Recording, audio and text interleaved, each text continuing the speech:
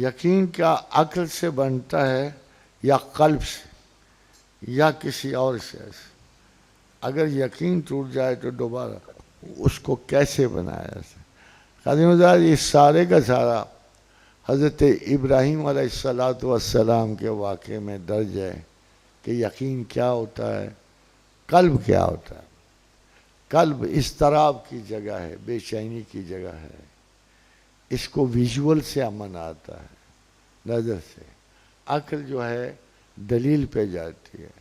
تو جب حضرت ابراہیم علیہ السلام نے اپنے رب سے کہا ابراہیم رب ارنی کیف تحیی الموتی، کہ تو مردہ کو زندہ کیسے کرتا ہے، تو بہت بڑے پیغمبر تھے، پورے یقین کے ساتھ اللہ کے ساتھ کھڑے تھے۔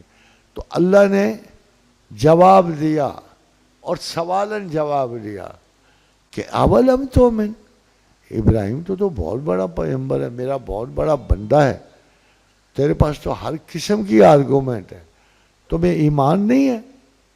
تو آگے سے سیدنا ابراہیم علیہ السلام بلا، اے رب تیرے ہونے میں کوئی مجھے شک نہیں ہے، وَلَكِنْ يَطْمَئِنَّ قَلْبِي، یہ ہے کہ میرے دل کو اطمینان ہو جائے گا تجھے دیکھ کر۔ تو دل اطمینان ویژن سے لیتا ہے، ویژول سے لیتا ہے، اور دماغ دلیل سے لیتا ہے۔ مگر آپ کا سوال یہ ہے کہ اگر یقین ٹوٹ جائے گا تو پھر آپ کو مضبوط تر دلیل کی تلاش ہوتی ہے۔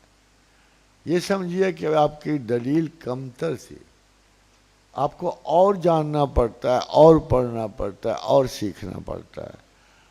اور حضرت امام جعفر صادق کا قول مبارک ہے کہ توبہ آسان ہے مگر اس پر استحکام بڑا مشکل ہے۔ فرمایا گناہ سے توبہ کرنا آسان ہے، اس کا ترک مشکل ہے۔ یہ ان کے اصلاح کو یہ واقعی صحیح ہے کہ ہماری کچھ عادات، ہماری جبلی انسٹنکٹس ہم پہ غالب آتی ہیں، یقین نہیں ٹوٹتا، ہماری عادات ہمیں فورس کرتی ہیں ایک عمل کو دہرانے میں۔